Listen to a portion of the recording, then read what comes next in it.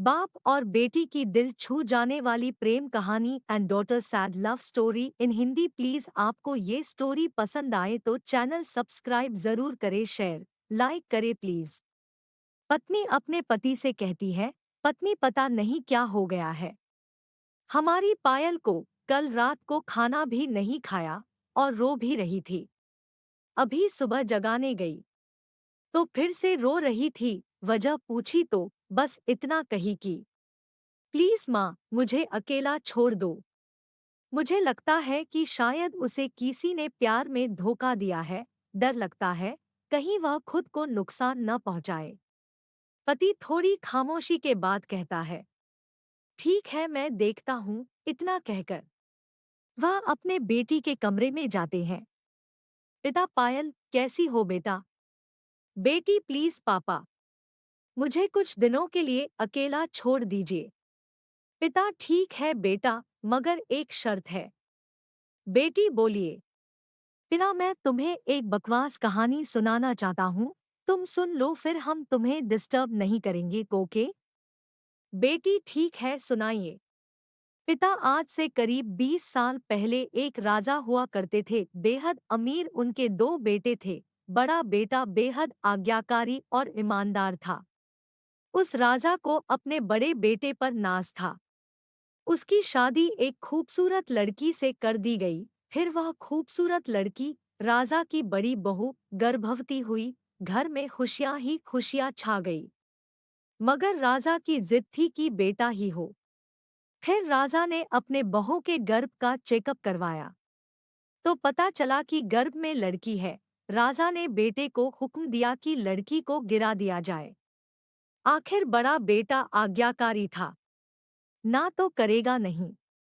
मगर पता नहीं उस पागल बेवकूफ को क्या सूझा कि 2 दिन बाद अपना राजपाट, धन दौलत, शानो शौकत सब कुछ छोड़ के अपनी गर्भवती पत्नी को लेकर महल से गायब हो गया। सच कहूँ तो वह बड़ा बेवकूफ और पागल था।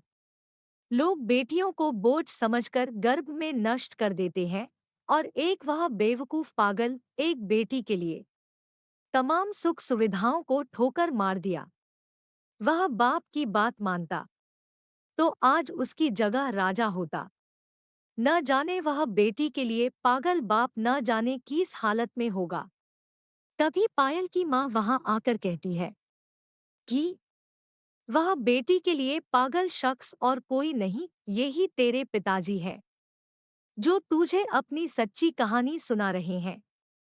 तू कहती थी न कि मम्मी, नाना नानी को तो मैंने देख लिया, काश पापा अनाथ न होते तो दादा दादी का चेहरा भी देख लेती। तेरे पापा अनाथ नहीं है। तू बड़ी होकर जिद न करे।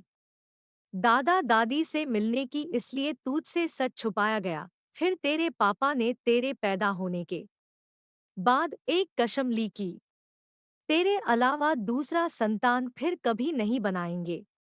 अखबार में इश्तहार देकर तेरे दादा दादी ने बेटी को लेकर ही वापस आने को कहा। मैंने भी जोर दिया वापस जाने को रूठ, मगर तुझे गोदी में उठाकर तेरे पापा ने बस इतना ही कहा, जिस घर में मेरी प्रिंसेस की हत्या का फरमान निकाला गया हो, वहां एक राजा कैसे सांसें ले सकता है।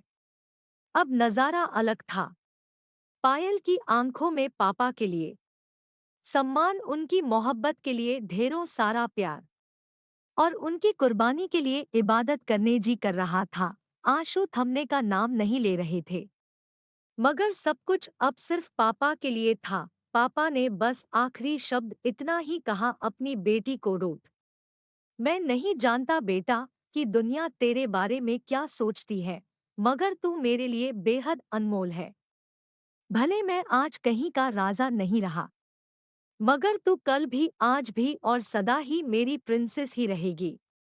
बेटी ने दौड़कर अपने पापा को गले लगाकर रोते हुए कहा, आप असली राजा हो और मैं आपकी प्रिंसेस। सबकी पलकें गीली थी, मगर वह एक नई सुबह की शुरुआत थी। जहाँ प्रिंसेस फिर से अपने सियासत में लौट आई थी। बेटियां माता पिता की जान होती है, उनकी आन बान और शान होती है।